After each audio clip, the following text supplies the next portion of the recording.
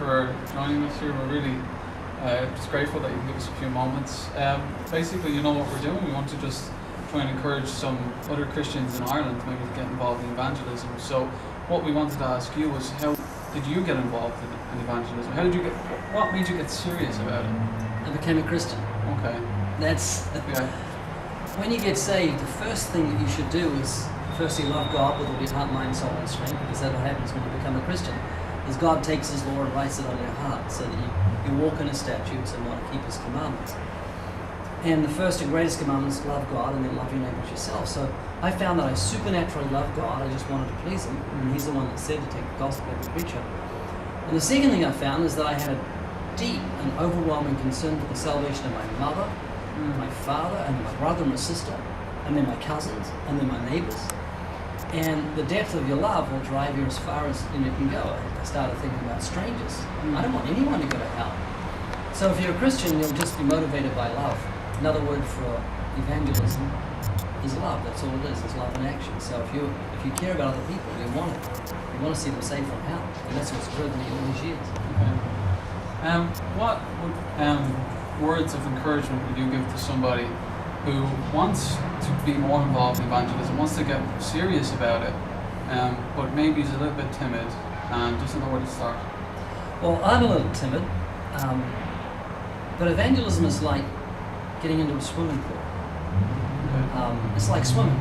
You can talk about it all you want. You can say this is what you do and this is how you breathe. But the way to do it is to jump in, and you'll float. You'll naturally float. If you don't panic, you just relax, you'll float.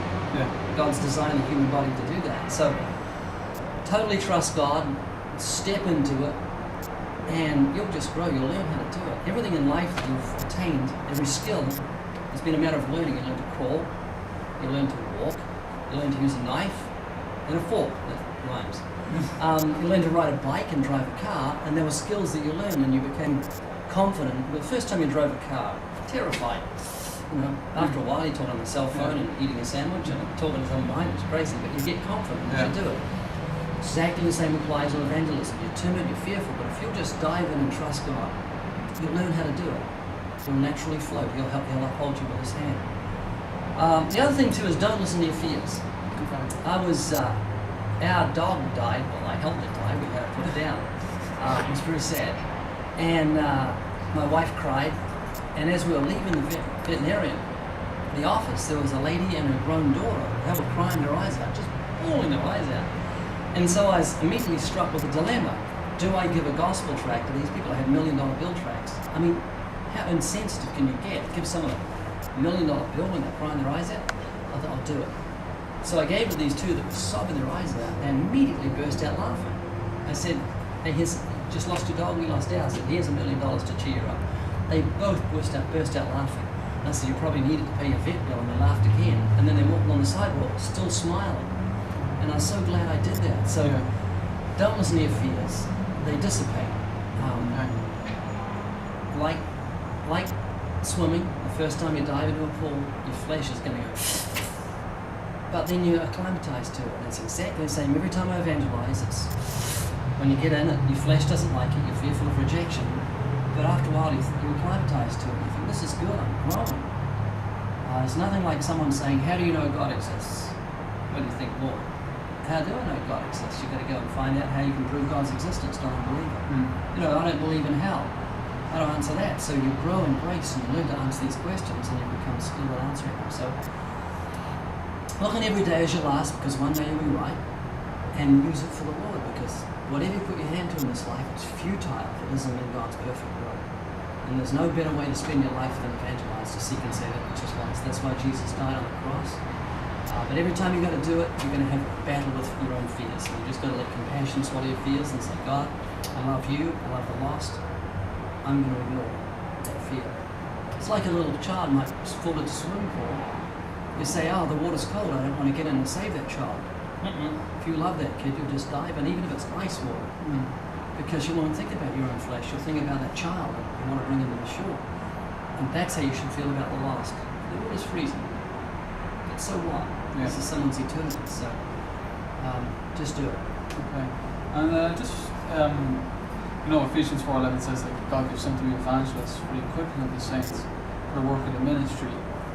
Where would you point somebody, maybe who now is encouraged and really maybe fired up, in order for them to get equipped for the work of evangelism? I would get them to read the book The Way of the Master, Okay.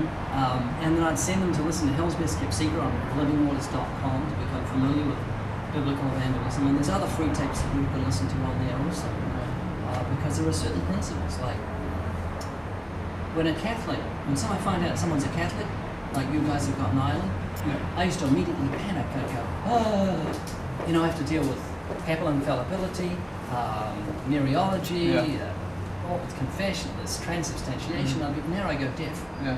If someone says I'm a Catholic, I just totally didn't hear them. And I treat them like everybody else and say, well, do you think you'll go to heaven when you die? You're a good person. And I take it through the commandments.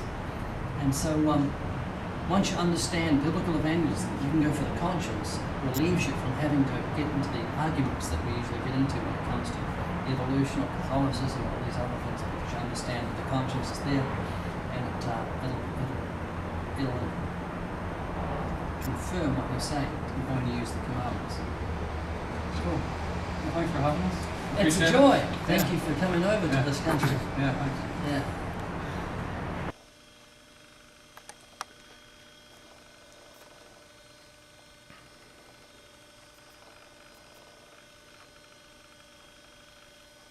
How do I get up like a new... Just a new page? Hmm. How do I get up a new page? You go up to the top Yeah, and you go into File or Firefox. I mean, yeah. you see it?